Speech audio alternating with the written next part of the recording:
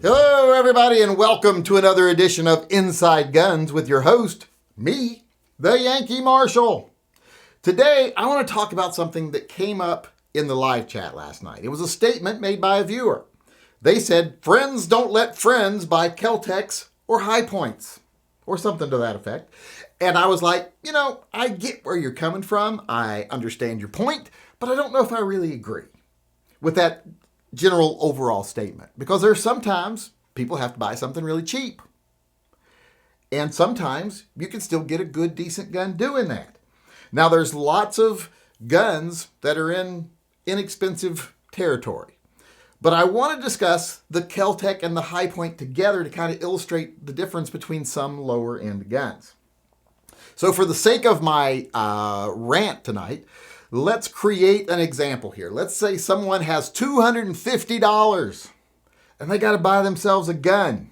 That's all they can scrape up is $250. I don't know. Maybe their girlfriend's getting out of prison and she's going to come and beat them to death, and they need to have a gun.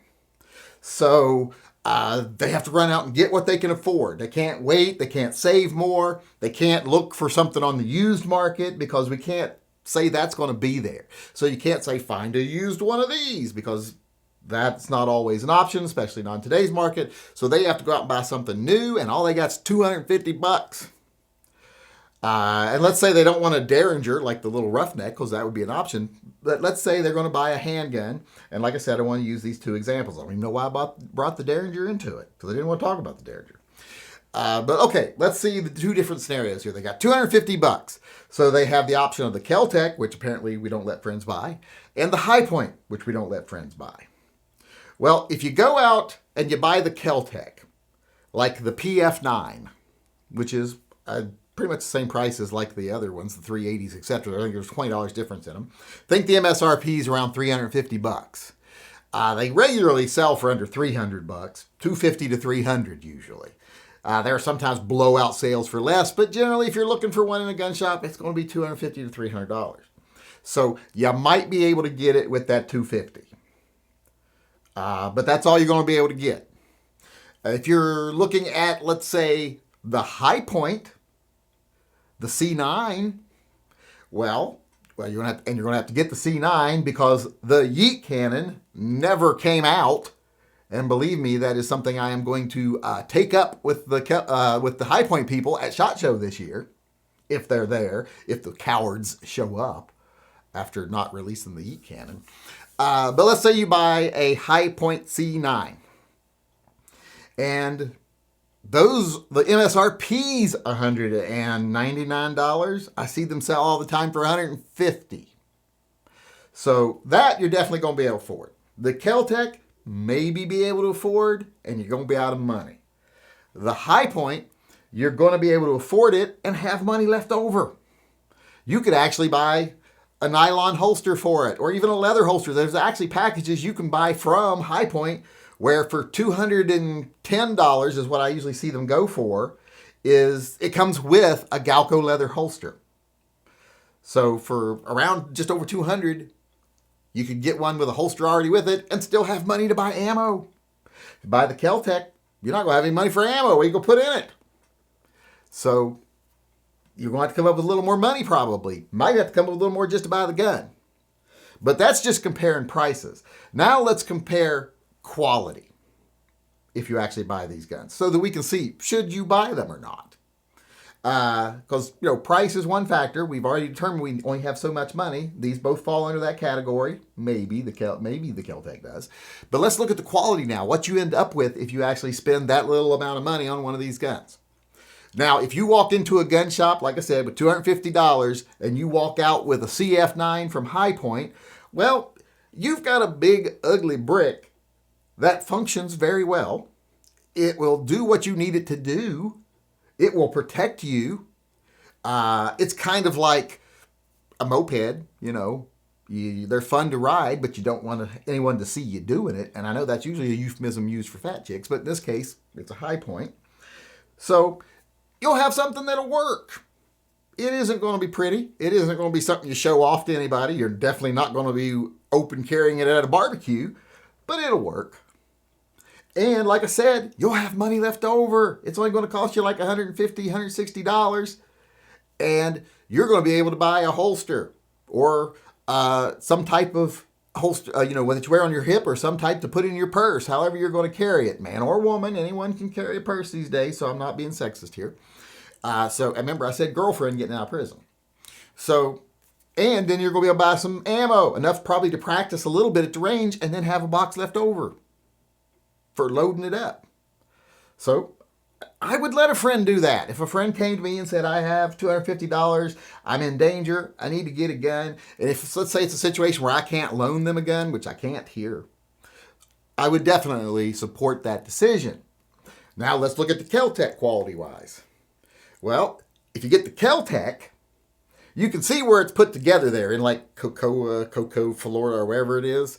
Right below that, you should have just enough space that you can also engrave where it self-disassembles, or explodeds, as I like to say, because pretty much wherever you're at is where it's going to die, because they are unreliable. Like I said, they are the only gun in the world that has self-disassembly as a feature. I always say Kel-Tecs, they don't have a break-in period. They just break, period. So if you walk out of that gun shop with a Kel-Tec PF9, you're going to walk out with no money. And in my opinion, now you don't even have a gun either. You didn't solve your problem. And not only do you not have any ammo for it or a holster for it or anything else, you don't have what I would consider a functional firearm. When you buy a Kel-Tec used, you can always tell if they've been fired or not by the fact that they're still in one piece. If they're still in one piece, they probably haven't been fired. If the barrel's not bulged, they definitely haven't been fired. So I wouldn't let a friend do that. So they're half right. I would not let a friend buy a Kel-Tec, period, for self-defense. None of their pistols. They're smaller. It's going to be smaller than the High Point. That's the only thing it has going for it. So unless the person that's coming at you is scared of tiny guns, I don't see it's not going to be much of an advantage. If someone sees you pull a Kel-Tec, I think they're going to be emboldened. But anybody knows anything about guns, if they see the High Point, they're going to be like, damn, that's ugly, but it's going to work. And I'm going to die. And they're also going to be like, wow, she probably had enough money left over for ammo afterwards, so it's probably not empty. So I would let someone buy the High Point. And I hope I said the right gun there. The High Point is the one that will work. It'll be ugly, but it'll work.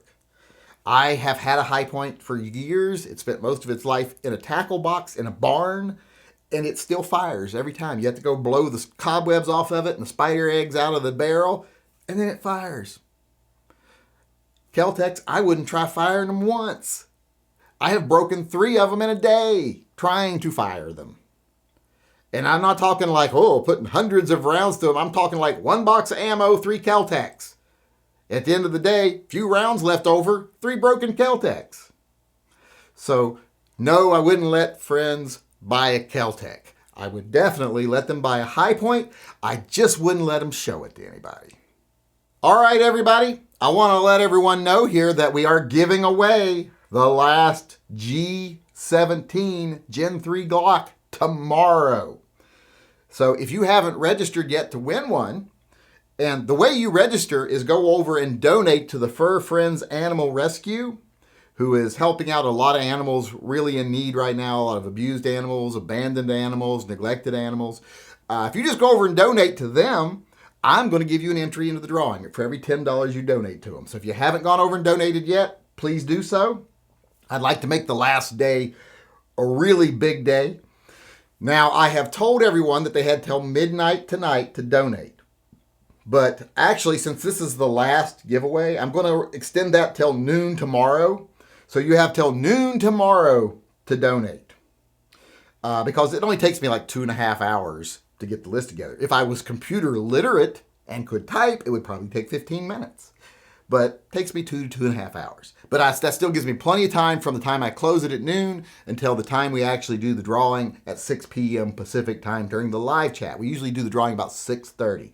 We wait 1/2 hour into the chat for everyone to get there, and then we do the drawing.